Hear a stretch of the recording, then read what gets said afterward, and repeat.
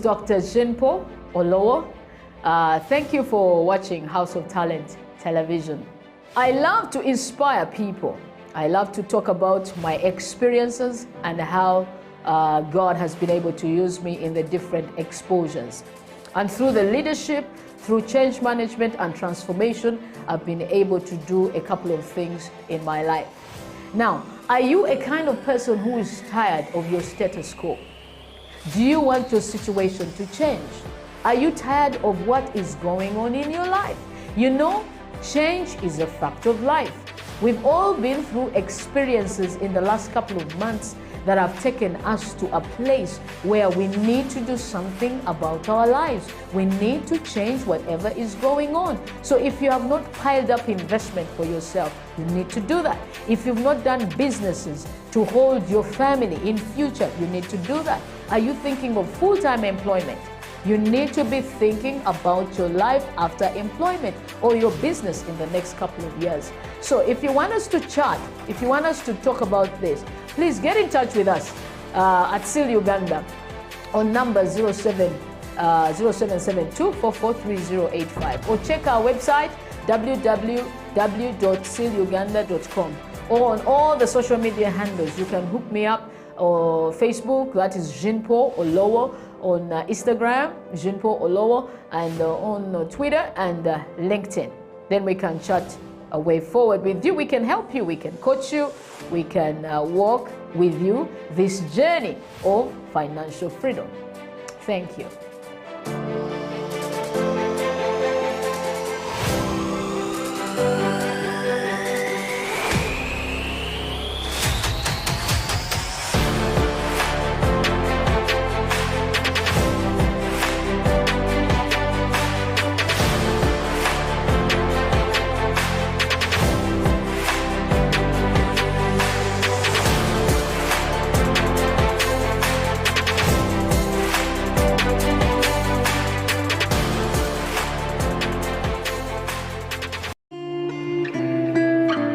People at the moment are struggling to understand the older generation because times have changed. Technology has come in. They've moved on. Yes.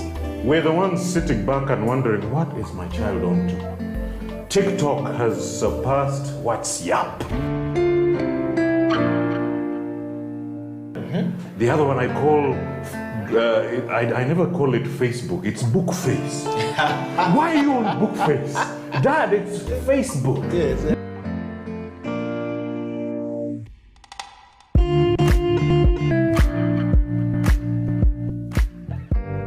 Me, I keep saying, I have a foot amongst the millennials. Yeah. I understand the traditionalists. Okay.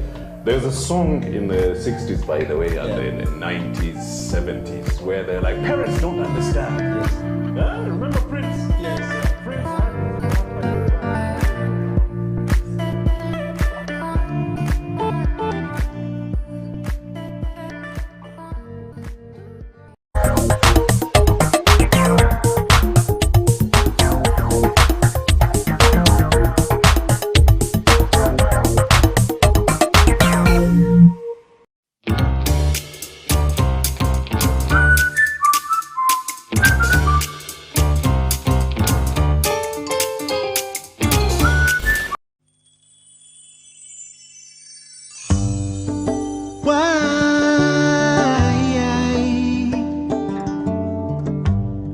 It was like the Psalms. When you look at David, he's passing through hard things, but then he's willing to talk about them. So music allowed me to be real, authentic. To God, he uses song to minister to me. So it was more, it's personal, I can relate to it, and he's helping me overcome through that, to be able to be used as that vessel that delivers this message, which I know that I've just borrowed from heaven.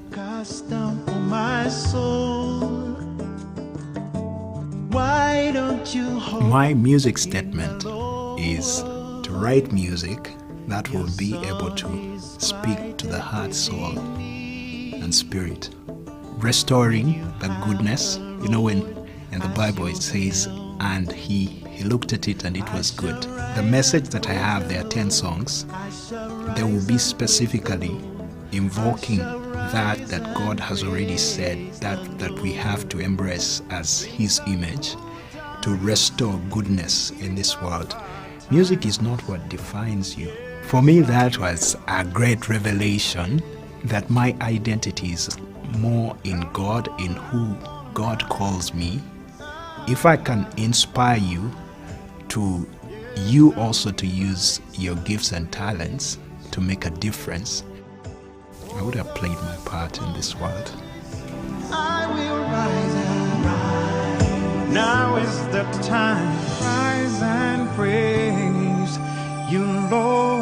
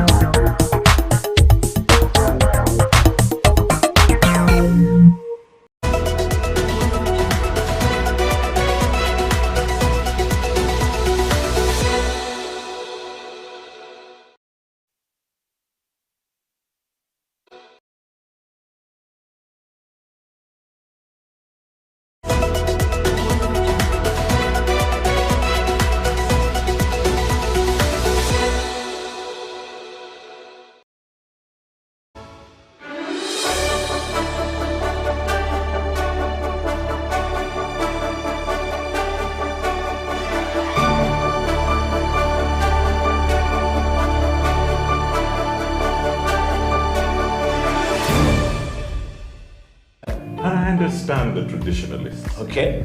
There's a song in the 60s, by the way, and in the 90s. I never call it Facebook, it's book face. Why are you on book face? Dad, it's Facebook. Yes.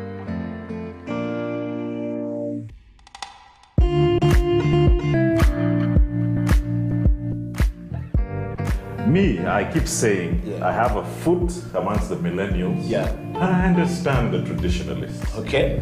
There's a song in the 60s, by the way, and in the 90s, 70s, where they're like, parents don't understand. Yes. Remember Prince? Yes. Prince.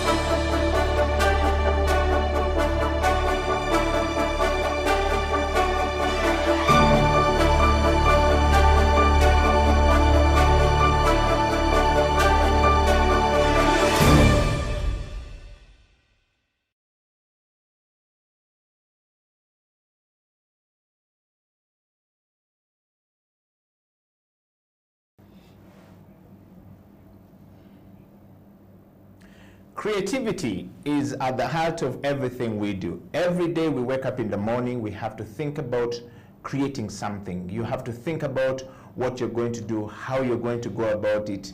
What are the problems that you want to solve? How do you turn around the negativity around you by creating a product that will solve that problem? Do you see problems around you?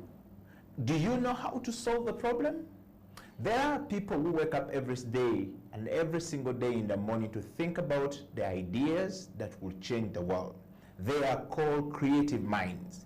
Everyone is born with a DNA of creativity, and everyone has the DNA of creating something that will change the world. Are you thinking? Are you creating? Ladies and gentlemen, welcome to the Creative Industry Talk. My name is Okila, and this week on the program, we focused on the audacity of hope to continue creating, even in this pandemic situation, is something that we are discussing today.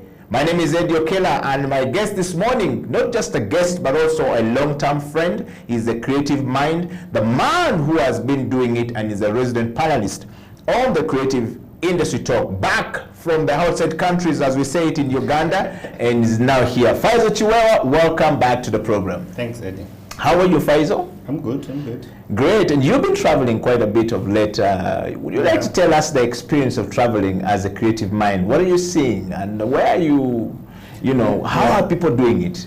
I think, what traveling really helps is it opens you up to new ideas, to see that people are not sleeping and not worried about yesterday or tomorrow, but they are really thinking about the future. And when you see what is actually surprising, that when you get to the flight, you realize that there's been a lot of changes done around mobility or moving or flying. And it's exciting to see our technology is stepping in, and I realize that there's a lot of new artificial intelligence being used for the safety of the people, but also for the comfort of those who are traveling, to be not so much in contact with other humans. So for me, it's really exciting to see that when you arrive at different airports, you feel like you're managed by robots somehow. And it's fascinating, but also it scares us who are still struggling with the opportunities to work. I love the idea of creativity in terms of getting work done by artificial intelligence, but also you worry about those that are not able to get jobs, that they are going to be running out. The pandemic has really given us a challenge to see that we are going to be working differently and engaging people differently. So this all moving around is really, for me, it gives us personally a challenge to start thinking a bit more on how do I sustain my career. Otherwise, I'll run out. I might be replaced by a robot. Wow. We want to just take a moment to welcome every one of you guys all across the world to the Creative Industry Talk. And the Creative Industry Talk exists as a platform for us to have a conversation around the creativity and around the creative minds and how we're creating things that solve problems in the world. Faisal, what a moment right there, from your travel. I mean, I just wanted to ask you a question. Do you see the sense of us failing to get back to where we used to be, where human-to-human connectivity is really very much needed? There's a yearn of people really, wondering what is better at the moment. It also comes in with the different age groups. Some people who are older enough trying to keep away from other people for their own safety, but those who are young are really yearning to have more people to see, to talk with, as it was before. And it's that conflict, I think, at the moment. But what I think, and coming from an events organizing perspective, I think we are going to be entering into an era of hybrid interaction, whereby we've built an audience now during this period of COVID, our online audience, that when things get back to normal, inshallah, we'll find that we can't leave them alone. We can't leave them out of what we are doing. We have to keep them. They want to keep engaging because we've invested so much in keeping that audience. So I think what is going to happen is that we are going to continue with the physical interaction as well as the online engagement of our audience. So there's going to be a very much hybrid version of doing things. Wow. You who are watching the show from anywhere across the world, we want to hear your opinion. Do you think that the world will ever go back to where we used to be?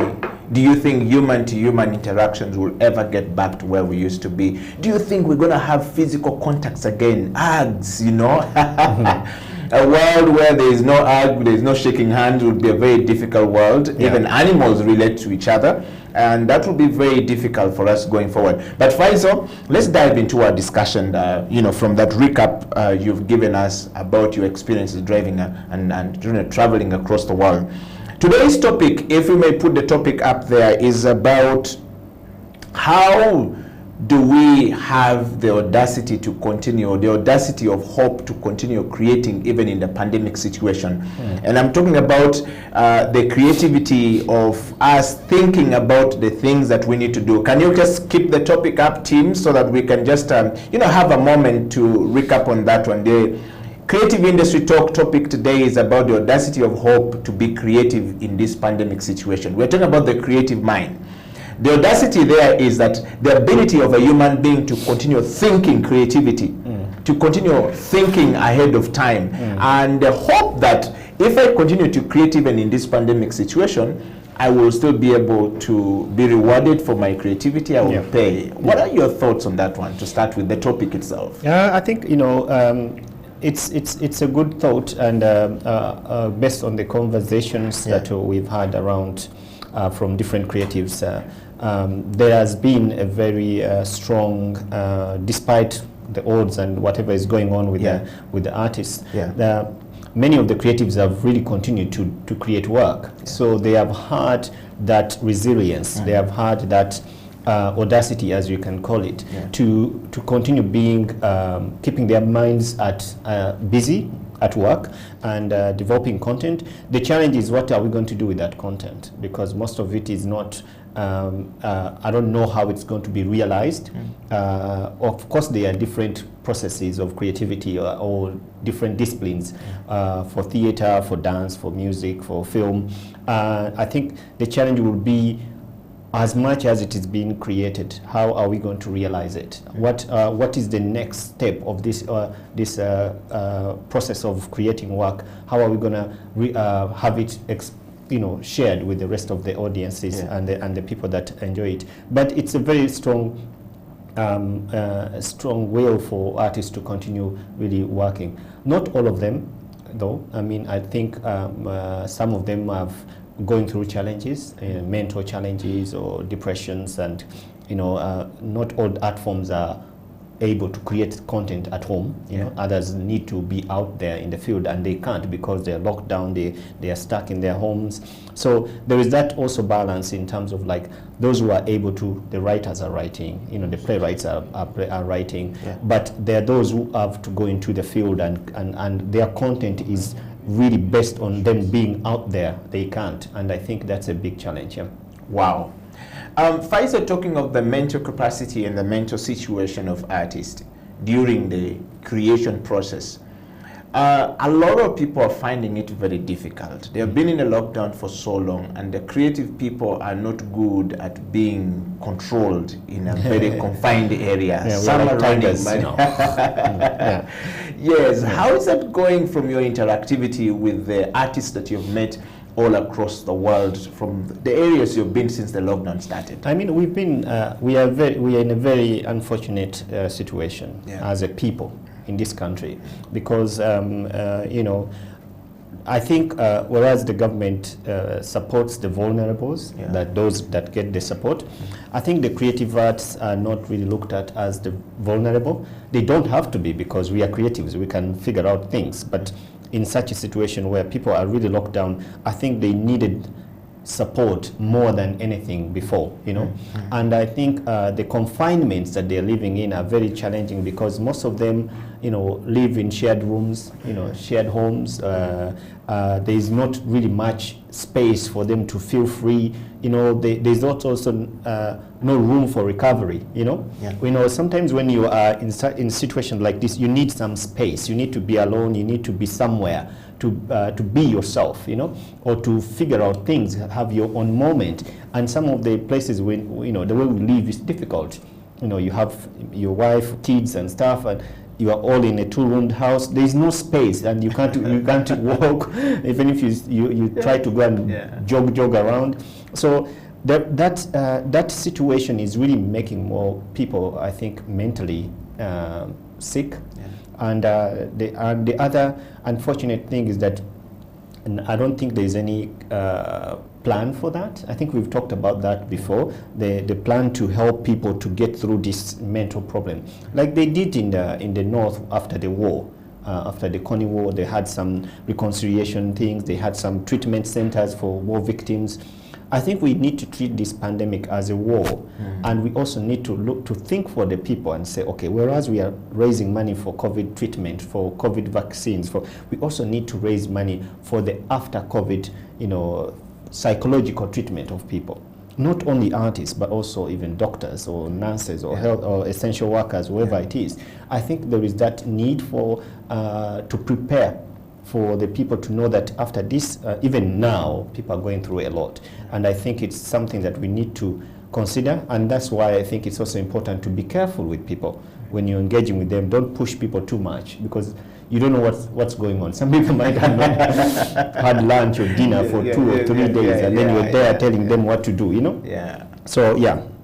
Wow. Well, Faisal, we're going to take a small break, to just, have coffee. But as we take this break, we are discussing the audacity of hope for people to continue creating and being creative in this pandemic situation, even when it looks bleak and, a total dark reality. They are still creating, and we want to come back and have that discussion here with you. And we also want you to get online and actually be part of this discussion. Send us your kisses and disses. We want to know, are you creating? If you're creative, how are you handling the mental state? Are you still creating? If you're not, what are you doing in this time? Are you changing your career? Or you're saying, no, I will continue to push my work out? And how are you publishing your work, or how are you getting your work out? Ladies and gentlemen, we're going for a break, and when we come back, we want to hear from you, how you're doing it. This is the Creative Industry Talk.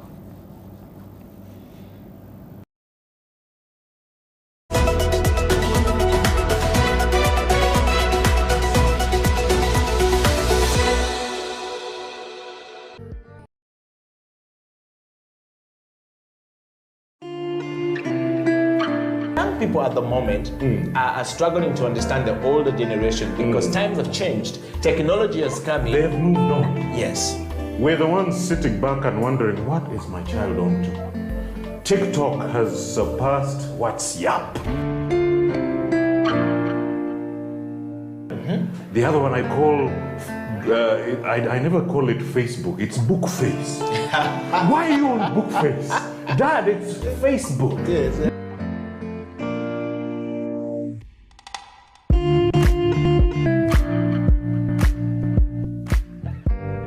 Me, I keep saying, I have a foot amongst the millennials. Yeah. And I understand the traditionalists. Okay. There's a song in the 60s, by the way, and in the 90s, 70s, where they're like, parents don't understand. Yes. Yeah, remember Prince? Yes. Prince.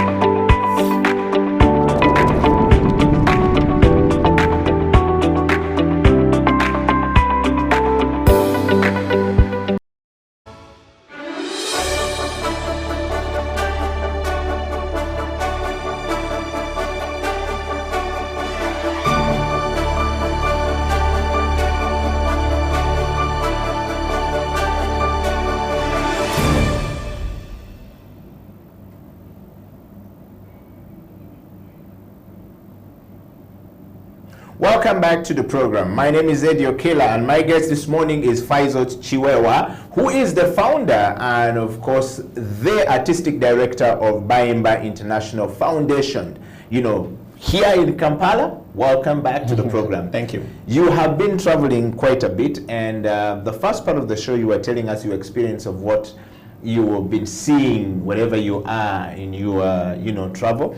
And the topic of discussion which we want to really dig deep into right now, Faisal, is about the audacity of hope for people to continue creating and being creative in this pandemic situation, even when we're in the lockdown.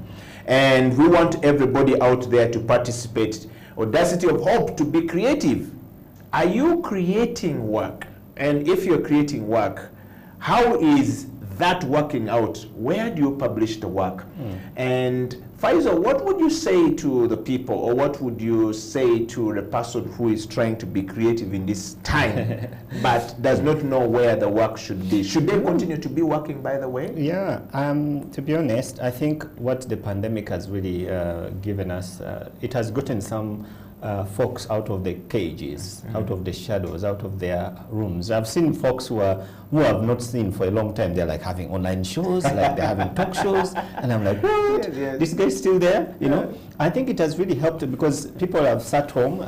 I'm also one of them who are like, during the first lockdown, I was like, I am not doing anything online. You know, remember? For the whole year, I didn't do anything from March 2020 to May, actually, this year. So I was like, I don't want to do anything online. But then I realized, why not? You know, I think I still have something to offer. I can do something. And I came out. So I've seen my friend David Kaiser also coming out with Doreen doing a talk show. I see Nabunjo doing a talk show. I'm like, this is actually interesting because people have started to realize that you cannot just sit down, even if you're just creating content for the future, you need to share something. You need to come out and show people that you're still alive. Otherwise, we will think that you were taken by COVID. But also, I think what I realized, like when I was attending a festival in Germany, I think last month, one of the things I realized that was very interesting is that people find ways to get themselves, active. And the most fascinating thing was, like, we attended a premiere of a production, it was a puppetry production that was done by the Bax Theatre, Puppetry Theatre from Cape Town. And they had 35 people who were working on this production. It's a very beautiful puppetry production. I think 2.5 hours. And this production was supposed to premiere at the Theatre de Welt in Düsseldorf. So the cast had, taken the entire people. They had to do the production and then fly to Düsseldorf and then premiere it at the opening. It was the main event, the main production for the festival. They had put in a lot of money. And then I think a week before they were flying out, first of all, South Africa went into a lockdown.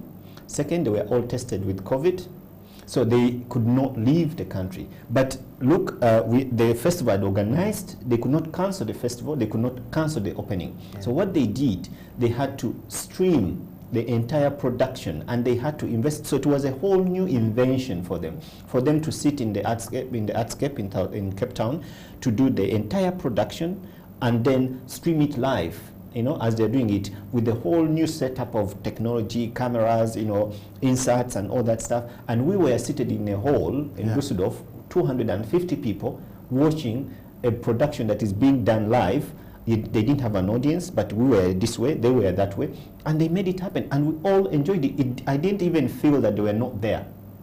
I felt like, because it was a very big screen and we were all seated enjoying it together, they were also doing it. So it was really, for me, a very interesting invention. And I see the future where we are going to go.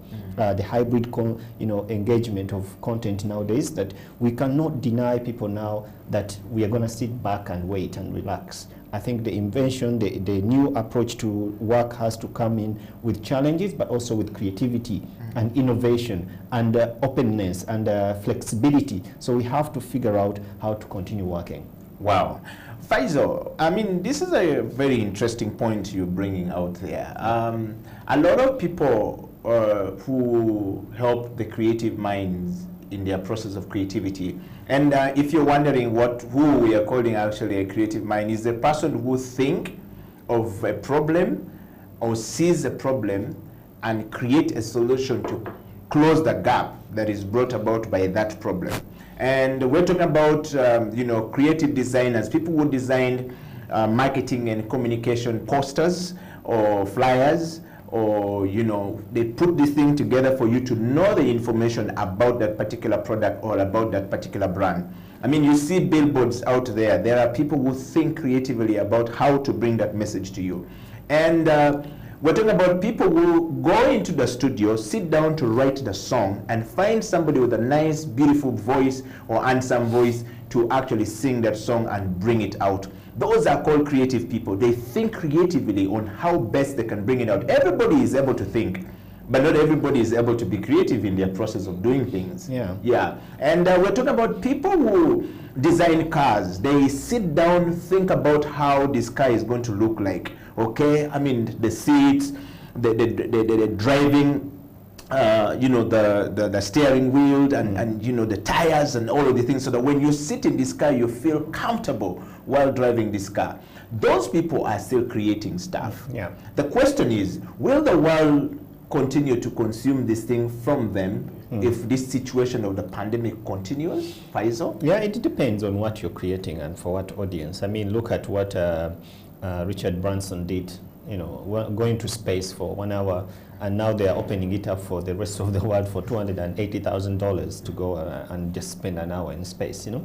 So I think we can't stop innovating, because the need for products and services are always going to be there. Yeah. The need for minds to see different things. We love, as humans, we love color, we love to be challenged, we love to be surprised. So we cannot just, you know, get comfortable with what we know or what we have. And for me, that's one of the challenges I find here. I talked about some time ago about how I'm always surprised to see that we still use the same tampeko from Mukwano, you know? The same type of tampeko that we used when we were kids in the 80s, you know.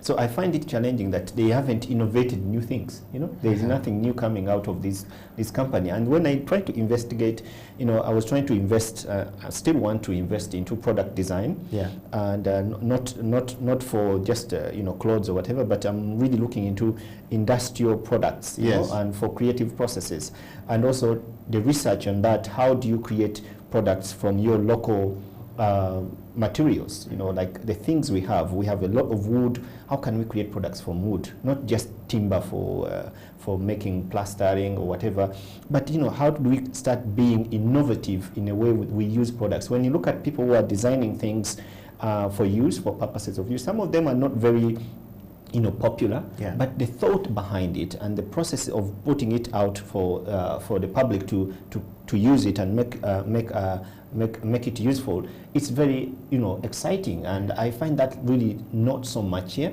We are very much driven by quick things, and that's where the challenge I find. You find people want to make something quickly because they need to survive. We are always in the survival mood. We are always in the rush to make money, rather than sitting down and, you know, relaxing. You know, like the scientists, they sit down, they can spend 5 years looking for a dose, leave alone the COVID one, but people can spend 10 years researching the treatment, you know.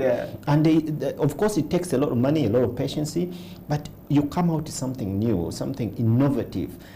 So here, we've not been very lucky to have this, but you also don't blame the people, because there is no support system. You know, for doctors, they are always supported to, you know, they have research budgets, and they sit down and they are not worried about rent or kids going to school.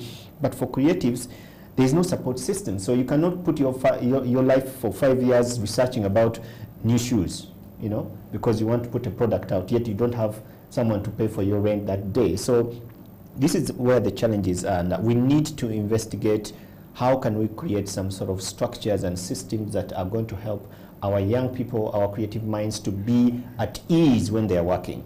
You know, I was talking to one of my friend, Goretti Chomhendo, and I was asking her, what are the challenges of writers in Uganda?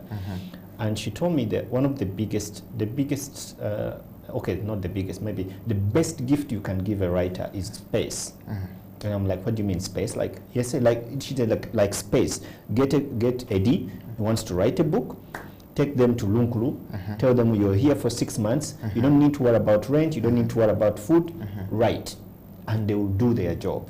But they don't have that space here, because they are worried about this. They're worried about that. No one is there to support them. No structure. No financial backup. So that's where we are really, really not settled.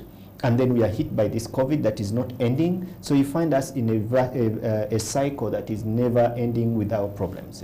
Faisal, that's a very good perspective right there. I just want to take you to, if there is no one thinking for you as a creative mind, and I'm talking about creativity from lawyers are becoming more and more creative. Lawyers are going to become, they're moving from the traditional law practice as a legal attorney that goes in court to represent a person or an individual, a community, to now cooking food. And they are saying, I need to cook food and I can make very good food. That's being creative, you know. Yeah. And the way they present the food, we have a very prominent lawyer right now who is cooking food, and he seems to be making a lot more money from cooking food than the legal practice itself.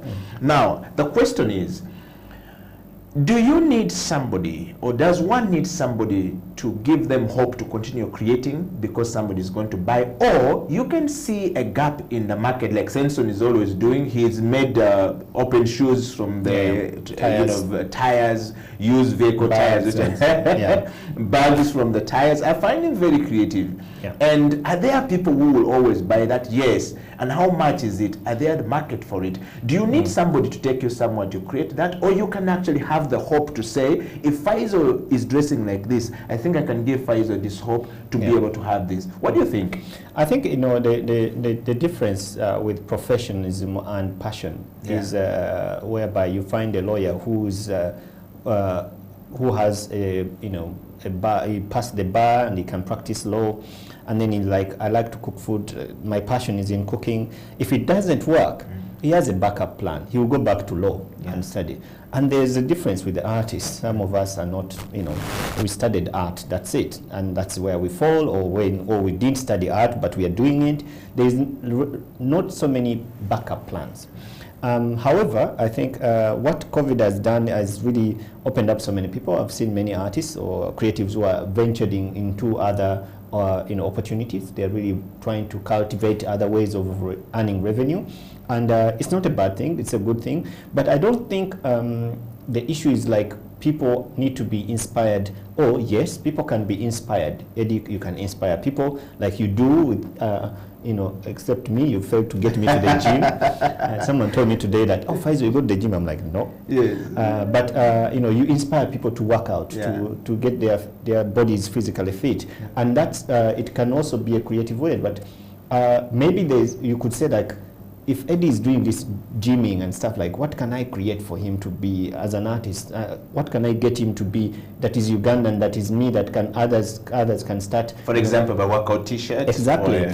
And recently, I was talking yesterday. Was it yesterday? A few days ago, I was walking around, and then I realized that these days you find many women wearing tights. What do you call them? Yes, those tight shorts. Yes. Which it was never like this before. You know, women always covered themselves. They didn't like anything. Now you find them on the street joking with their, like, you know, it's a new way that they are feeling free. There's more freedom and also self, you know, confidence for women for whatever they are wearing, which is created by an exactly. artist. So I really think, and you find they are trying also to find those that are more designing. So it's not even about the body, but it's also about the design of what they are wearing, the formation. And I like it, because before, I think 10 years ago, it was very rare to find a woman walking on the streets like this. Yeah. Now they go to town anywhere, you find them in the mall in this kind of dressing. So you can, how do artists think about this new approach to people? Do they study? Do they,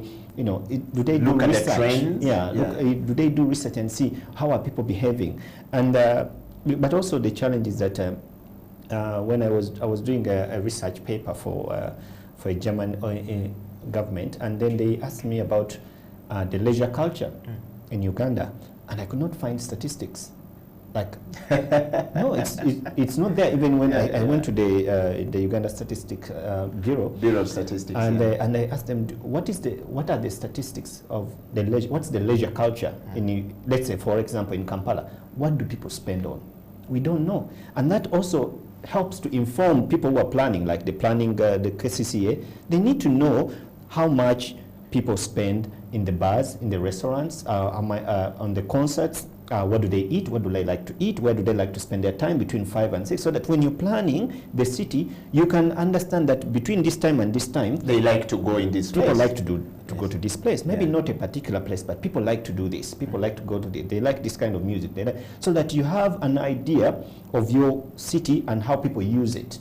And that's when you're adding into new buildings or authorizing new buildings, you can advise people who are building, not to just build malls and stuff. You can tell them, you know what, according to the trend of people, the way they go out, the way they use the city, the way they engage, these are the things that we would recommend for you to add into your building. You know what I mean? So it's also an issue of research that maybe artists or creatives or even authorities don't put in place first to say that this is how we need people to do. This is where the trend is going. This is how we can help our city, our population to grow. So it's a mix of not being very, thoughtful in the processes, as well as not having the capacity maybe to do what is needed. Yeah.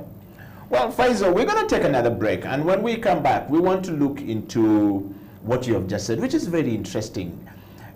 There are a lot of opportunities when you're talking that I see coming, but are the artists taking advantage of this? Are you, as a creative mind, taking advantage of it? Are you advising the authority, or are you creating a product that will attract the authority to actually fund your project or to be part of the consumption of your project? Stay right there. Creative Industry Talk will be right back after this break.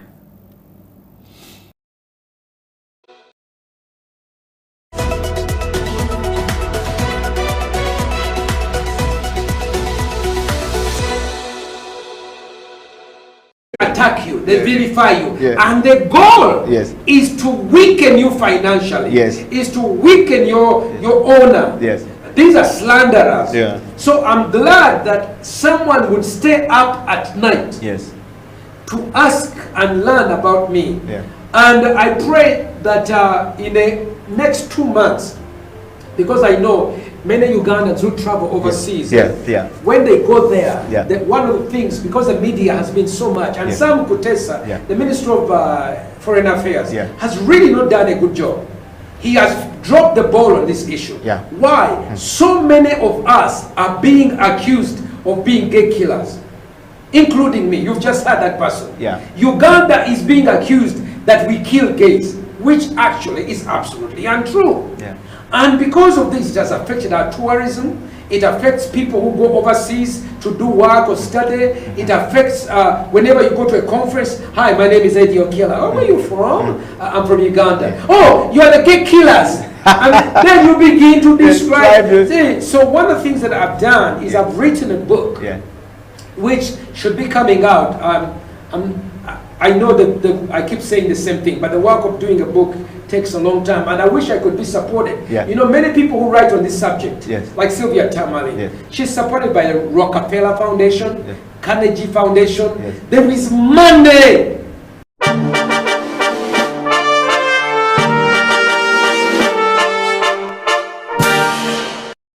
Okila is a very big brand, and as we go on, we will probably discuss the things we're trying to do to see that things change for the better. Good. Sean, on the CEO bench, for everyone who is following, we're live on our YouTube studio where we actually stream from. So YouTube studio, for everybody asking for a link, is actually House of Talent Uganda.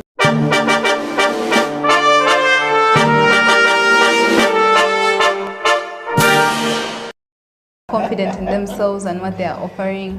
I think that's the biggest problem. Like, women will easily settle for a less pay than men would. Mona Onyetodeke goes on to say, I think this is a comment, says, I didn't know that beauty products are taxed at 60%. Whoa. They are. I pray that changes soon, but they are. So with that challenge of 60%,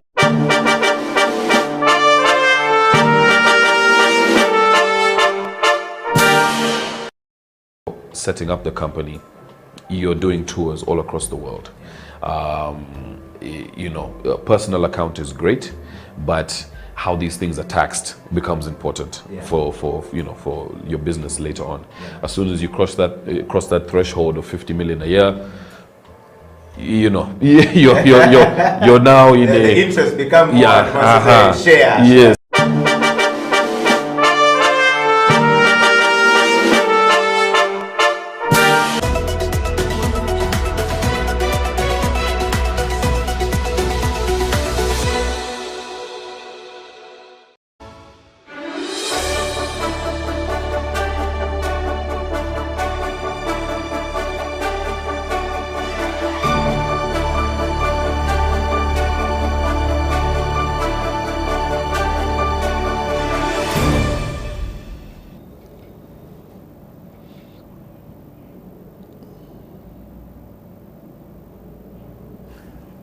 Welcome back to the program. My name is Eddie Okila, and this is the Creative Industry Talk. In the studio is Faisal KIWEWA, who is the founder and artistic director of Buying International Foundation, who is also about to launch a new product called Umva Creatives. Yeah, Umva Creatives. We want to know, you are creating, the audacity for you to continue creating and the hope that we will buy into your product at this hour. It's quite amazing. While others are stuck and don't know what to do. But again, you mentioned something that I want to go back to before we went for break, which was people need to look at available opportunities that is there and don't wait for somebody to come and tell you, please design for me this or please create for me this. As a creative mind, you've got to think about what is the opportunity that is available for me in this space, in this time, in this situation, in this season. Yeah. Many of them are quite very depressed at home, and some have a lot of hope. I've met so many people who said, I'm recording fantastic music now from the recording artist. I've met people like Paolo Kiki who says, I'm having fantastic painting right now. Producer at gallery says, I'm thinking I work from home, so I see the leaves on the road, I see the traffic, so I'm creating a lot more things right now. And so I asked him, says, so the audacity of hope that when you create things in this time, people are going to buy is amazing. Yeah. And are people going to buy this thing? Yes and no. So Faisal, back to you. You're also having the hope that if you launch Umva Creatives, and we want to first of all know what is Umva Creatives and what is the platform all about. Do you have this artist who have this hope to continue creating the art pieces that are going to go selling? What is Umva Creatives to start with? Umva Creative is a platform that we've been working on since April last year, when we went into the lockdown. There was that whole... Was it born out of lockdown situation? There was that whole, period of supporting artists, we needed to support ourselves because the government supported the essential people, and then we realized that the artists, no one came in to support them. So everyone was looking for food, rent, and stuff like that. And then we realized that actually, even if you give someone 10 kilos of and 5 of beans, for how long are they going to survive on these things?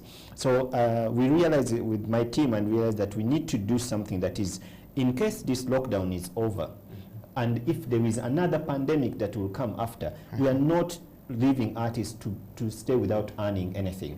So that's why we started this platform. And Umva is a kind of like a rebellious system, which is really looking at Umva itself. It means a universal method for value access, meaning that we want to make sure that all the artists have access to money, direct revenue, without middlemen. And this is also a very good, so it's kind of like a cryptocurrency software that we've built.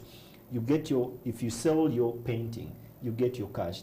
There's no middleman trying to do what, take 40% at whatever. You're transacting with your own revenue. Say for example, if I want to buy an art piece from Faisal KIWEWA, am I able to order direct and say yes? You order that because you see the piece, you see it on the platform, then you order it. The artists get their money instantly. Not again, Faisal send me a check or invoice. No, the money comes. So what happens when you get to the platform, you register, and when you register, you get a bank account. So that bank account is all where your money goes. Immediately, it's paid for. So, but that's on the end of the artist. And then on the end of the buyer, you can also just sign up as a buyer, and then when you sign up again, you get a bank account. So you can transfer your money from your bank or Stanbic or whatever, Barclays, and you put on that account. So what it helps if you're a buyer is that every time you need to buy something, you're not going to pay these transfer fees, so you transfer your money at once. And then when you're paying within the system, you're not going to be charged for transaction fees. That's where we're trying to do. And you can also pay with mobile money, you can pay with PayPal, you can pay with bank transfers. So all these systems, we have integrated everything so that we don't leave anyone out. But that's on the end of the buyer and the seller. And then why did we set up this Umva Creatives? Is we realized that when you walk around, artists create work. And then I've been having this conversation with my friend Margaret Kafero, and we're like, when you go to all these embassies of Uganda that are abroad, we have 37 embassies and 37 residencies, official. But you'll never find a Ugandan art piece at any of the residencies or any of the embassies, unless if one person or one individual just bought whatever those things they buy on the street. You find Chinese works, and I'm like, this is an embassy. You should have at least some of the works from Uganda. So the platform is going to help to bridge that gap, whereby if you don't have money to buy an art piece, you can rent it. You can say, Eddie, you have a creative industry show, and I want to have a different background every week. You just go on the platform, rent the work, it's delivered to you, you use it, you take it back, you pay, and that money goes direct to the artist. So that in that way, you have an opportunity to have a different scene every time you're doing your show. You can do it for your office, you can do it for your home, you can do it for events, those people who have events or weddings or functions where they need to have different works. And also the other thing is that many people don't have Ugandan art. We are now trying to figure out the costing of how much can we sell this work, because you have to value. The pricing is very difficult. I'm telling you, I've been having this conversation for like a month. How much do we price this work? But we are trying to figure out that how can Ugandans afford to buy this work, because we all love art. In one way or the other, we just don't know. Many people don't know that they love art. That's why you find them buying fake flowers, they buy fake Chinese stuff. But if they have an opportunity, like you go to Jumia and order food at your home, you go to a platform where you can just look and say, maybe this wall doesn't look nice. Let me have a piece of Mona Lisa or a Daudin or a Paul Ndema or a Samson. This is what we are trying to do, and I think this platform is going to go. This is just for the 1.0 version.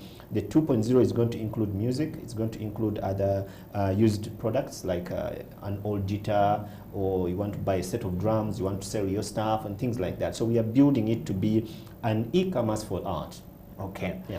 Faisal, you speak very creative, very passionate about this, and I'm sure somebody out there who is trying to create is still stuck. I've met so many artists out there who are struggling to create something, and they say, Eddie Okila, for you, how do you even come up with these ideas? And are people going to ever pay you for these platforms you're creating and these things you're trying to do?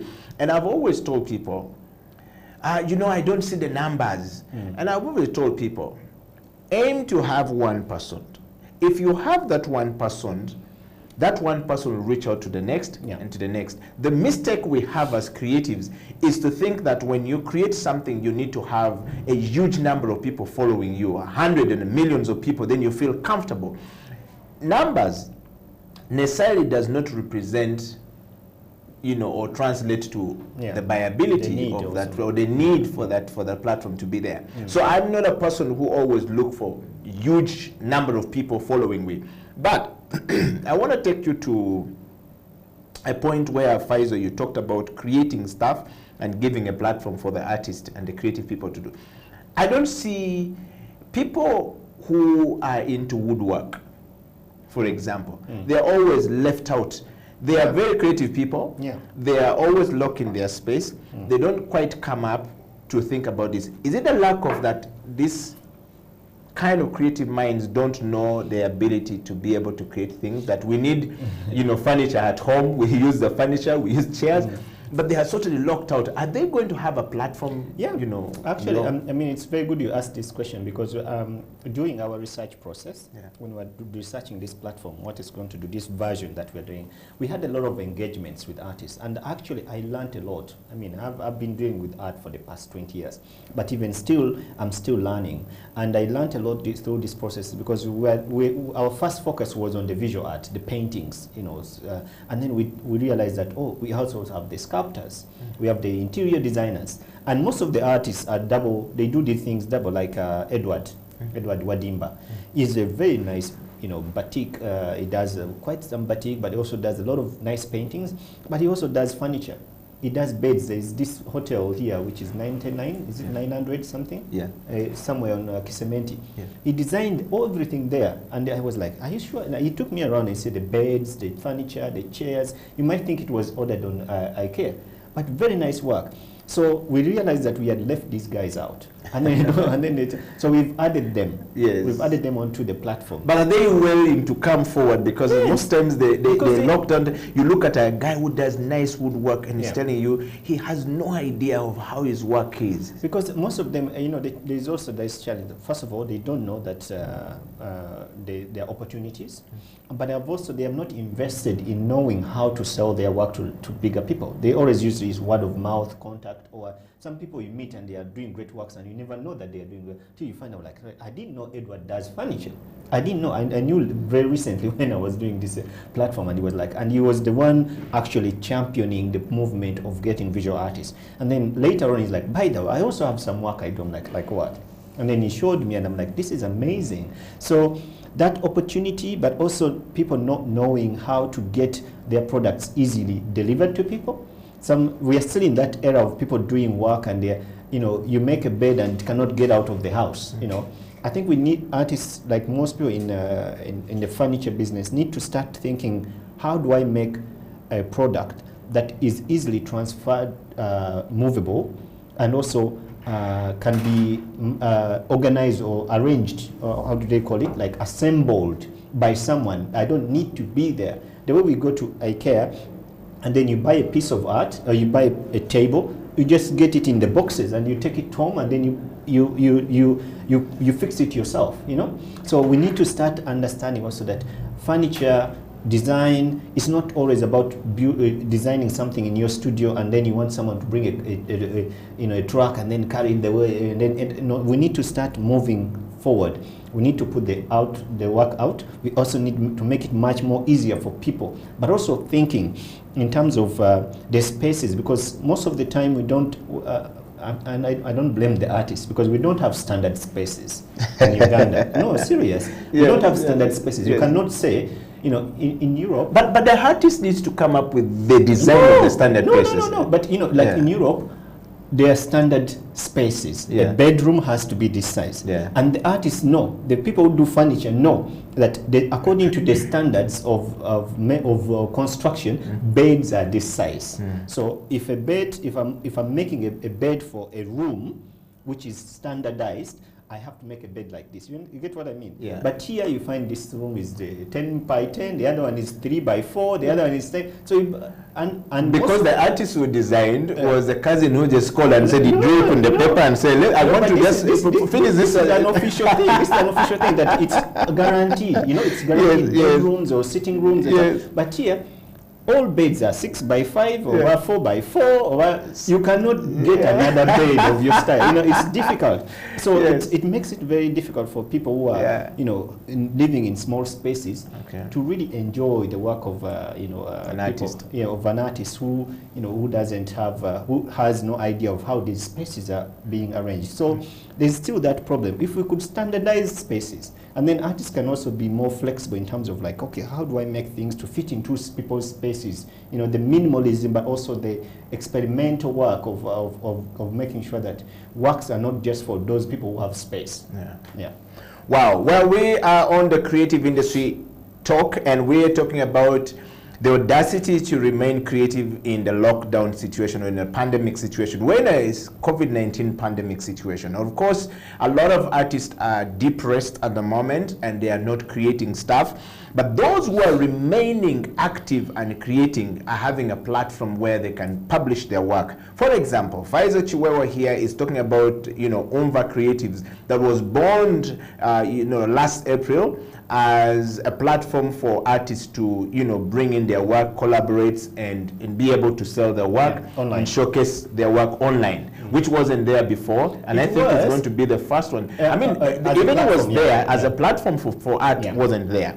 And then, of course, we're talking about, if you're remaining active and having the audacity we're talking about is you having the resilience still to be thinking. There are many problems and multitudes of problems in the background, in your backyard. But you still wake up in the morning and say, you know what? I'm going to have to create this product. I'm going to look at the problem that we have in our society, in our community, in our nation, in our region, and I create a product that will, fill in that gap. Those people are surviving. Yeah. Those people are not running mad. Those people have clients coming in. But those who have, have a linear way of thinking, that it's only one thing, I'm a musician, and so I just go and record music, and he's not doing something that is totally out of the comfort zone, are struggling. Yeah. Faisal, those are quite a number of them. And I want to just ask you a question as we wind up the show, how do we get more artists to be more active or more creative people to start thinking outside the box? What should we do? Because government is not going to do for us. And who is government anyway? We are the government ourselves. Yes. And if we're not thinking for ourselves, we can't blame government, because government is we and we is government. We're just talking about, we're shifting the responsibility of the thinking to the people in the state. But the people in the State Department are dealing with political pressures and so many other things that if the artists don't come up with these things, some of them are not going to pay attention to. How do we get more people to continue being, hopeful, not being hopeless in this pandemic situation, to do much greater stuff than we used to do before? I think for me, the sad thing is always to see how people run away so easily, because everyone wants to go out. I want to go to America. I want to go to the UK. I'm like, you want to go there and enjoy what people have worked hard for, instead of contributing. I really think there is a very little spirit of contribution here. People don't see how they can make an effort to be contributive to the growth of our country. And they always want to get things easily. They want to get quick money. They want to, that's why they all run to America. We've lost so many artists. And then you find, one time I was really saddened to see a dancer. I will not mention his name. He left here, went to Europe, and then luckily he's a very good dancer. He ended up doing this Dancing with the Stars, and I think he went all the way to the semi-finals. And then when he was doing an interview, he said that, "Oh, thank you so much, people, for accepting me, for voting me to be all this way. You can't believe where I come from. My country is so bad. There is no opportunity." And I looked at this guy, and I'm like, really? 45 million people are living here. Are they dying? Yes, you're lucky, but don't put it on the country. Make your contribution as a good dancer. So I think, for me, the challenge is also that people have also exploited what they know. Because you have to forgive everyone. We are in a very bad education system that does not support creativity from the beginning to the end. So you find people are just queer from the beginning, because what they learn is not helping them. They have spent all their years in school and they come out without knowing anything to do with life or being contributive. We are always told to be given. Your teacher gives you notes, you copy and paste, or whatever. Your parents give you money, so you are always given. So there is it's very hard to find people who are really able to work hard and be able to do things without being questioned or without looking at what is in for me. But also, the other thing was a friend of mine who were doing a biking tour, and he told me, what? The next generation is going to be different, because some of the children have learned, going to international schools. What do they teach them? They teach them to be creative from a young age, and they give them topics or assignments that are really challenging them to think beyond what they know or what the teacher is giving them. And also, children who have grown up now, knowing that I can go, I don't know what they call it, tebachaina nyomalo.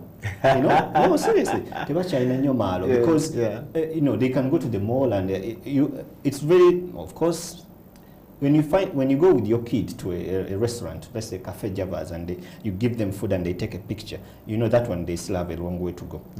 But if you find a kid to have a pizza or whatever, they're not going to take a picture of that pizza because I have a pizza. It's not a big deal to have a pizza. It's normal. Whether I have it or not, it's okay. And when that generation, when it grows, it's going to change a lot of things, because you realize that they don't, even if they don't have money, they are not going to think around, what is exciting, They will work towards to make things different. And I think that's what I like about the new young generation of the 14 and 16 and 17 young olds. But our generation is still struggling because we've been brought up in this system of being fed, from home to school to everywhere you go, you need to be helped. And now We don't know how to deal with challenges. We don't know. That's why people are really struggling. And those who are managing, they are doing their best.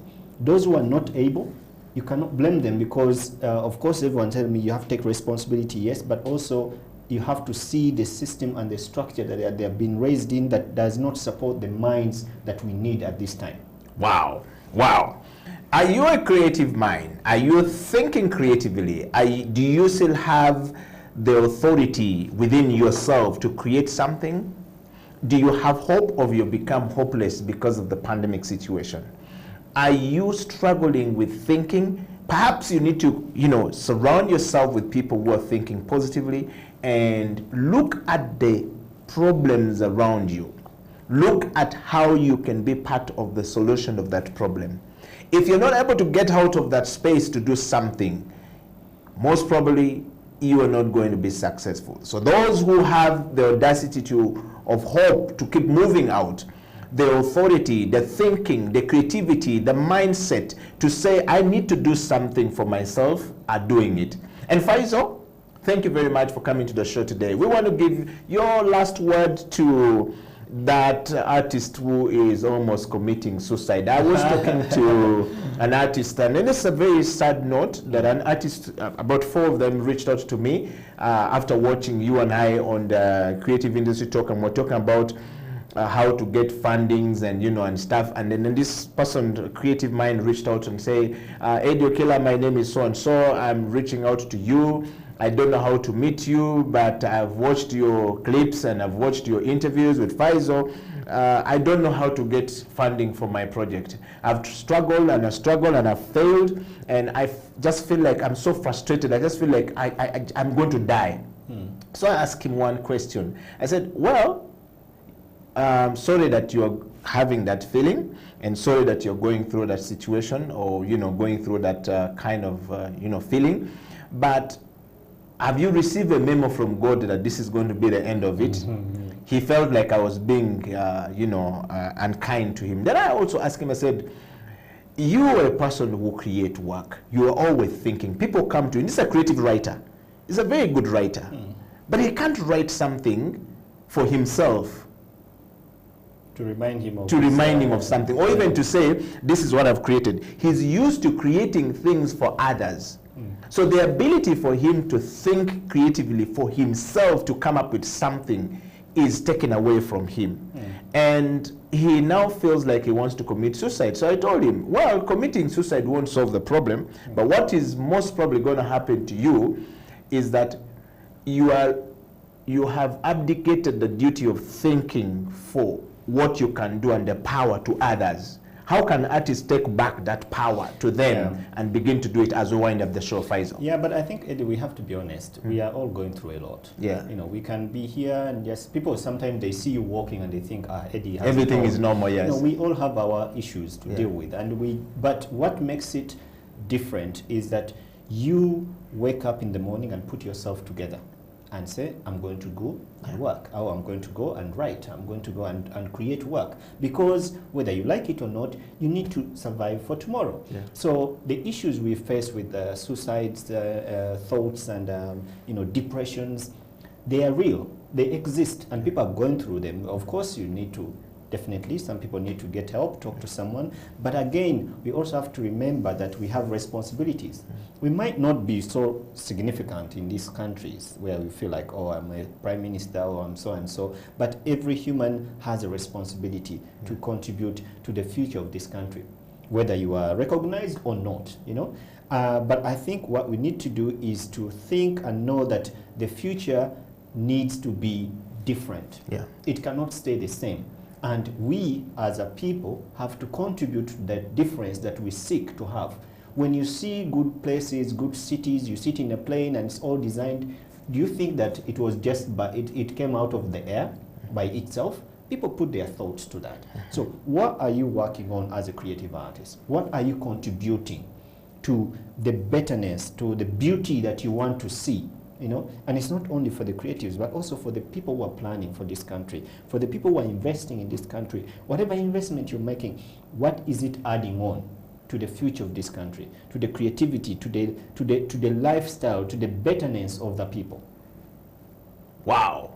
Well, we want to leave you with a very interesting topic of discussion today. One, if you will put it up there, I'll ask the team to put it up there for you to remind yourself. And the topic is, program is Creative Industry Talk. And the topic today is the audacity of hope to create things and to be creative in this pandemic situation is key for our next step of, being creative people who are successful in life. And of course, the program has come to an end. And we want to say thank you very much, everybody who has been following the show all across the world. Thank you very much to Faisal for always coming and sharing with us, a lot of wisdom coming from his experiences.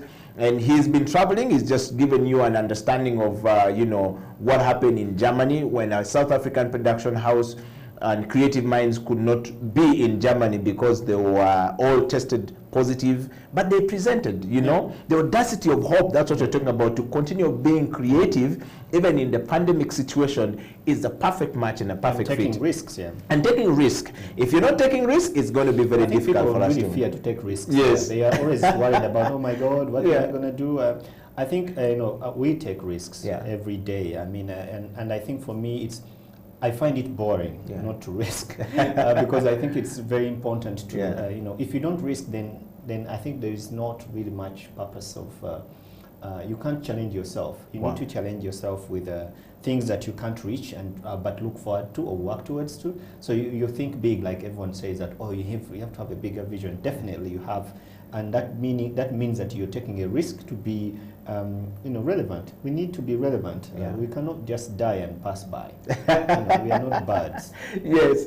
Well, thank you very much, Faisal, and thank you very much, everybody, for being a part of the Creative Industry Talk, growing big and better. Until next week, we are live on House of Talent. Website www.houseoftalentuganda. www.houseoftalentug.com is live right there. You can be a part of the conversation. Keep the conversation coming on Facebook, House of Talent Uganda, and on Twitter at HTV1. Until then, we want to say thank you and stay safe, stay creating, keep the hope alive. And Okila, Faisal KIWEWA, signing out.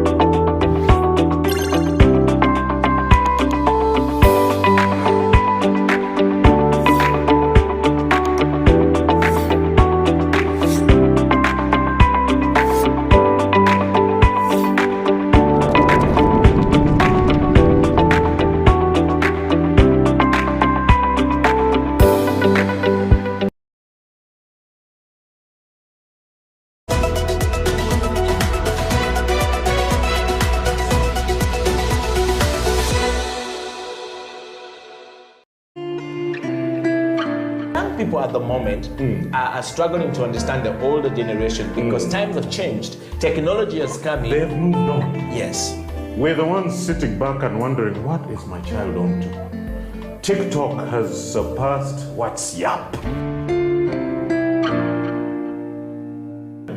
The other one I call, I never call it Facebook, it's book face. Why are you on book face? Dad, it's Facebook. Yes.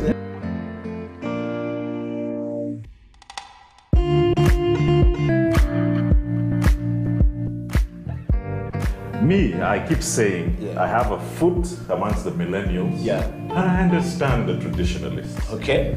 There's a song in the 60s, by the way, and in the 90s, 70s, where they're like, parents don't understand. Yes. Remember Prince? Yes. Prince.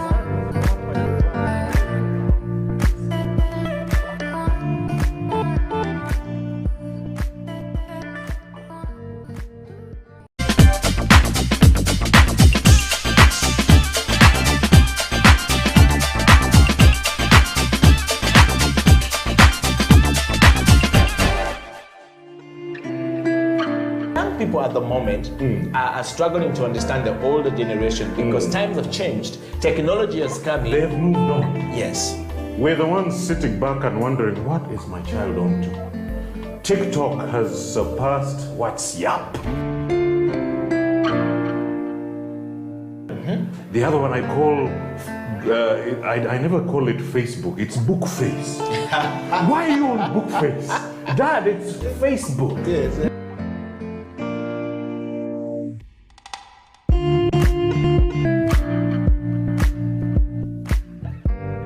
Me, I keep saying, I have a foot amongst the millennials. Yeah. And I understand the traditionalists. Okay. There's a song in the 60s, by the way, and in the 90s, 70s, where they're like, parents don't understand. Yes. Remember Prince? Yes. Prince.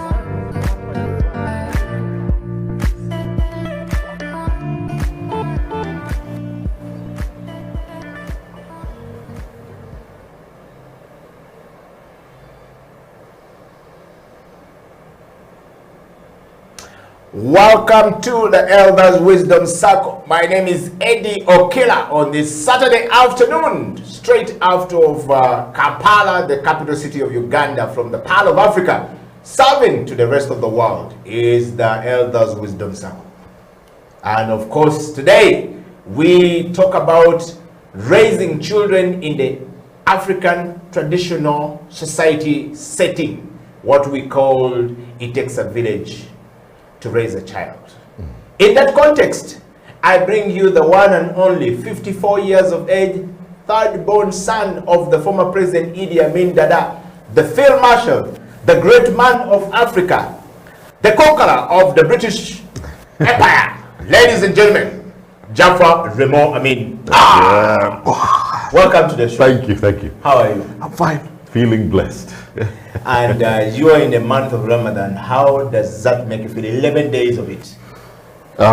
You get in touch with who you are and your feelings, and I love the control. Okay. And the sharing. By the way, that's my mantra. Which touches on what we are going to discuss today. Yes. And I'm feeling blessed, honestly. Welcome to the show, Jaffa. And of course, to everyone out there, we're live on Facebook, on Twitter, on YouTube. This program exists to give you an insight into the wisdom of the elders in Africa, also to the wisdom that we export to the people in the Western world. While we compare the wisdom of the elders in the Western world vis-a-vis the wisdom of the elders in the African continent, then we fuse. Then we see which one is actually more beneficial to our young ones. Can I give you a touch on that? My Muzee said something significant. I neither pander to the west or to the east. I take what is good from the west and I take what is good from the east. And like the bull elephant, I walk in the middle of the road.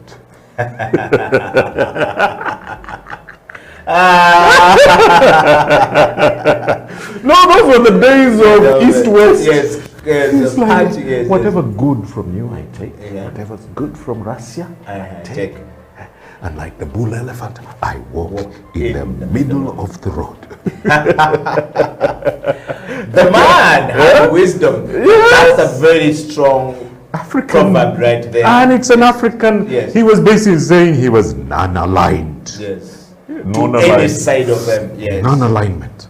Wow. Well, Jaffa, welcome to the show. The ice is broken. Jaffa, if I was to take you back, yes, please, 30 years from today, where would you be and what would you be doing?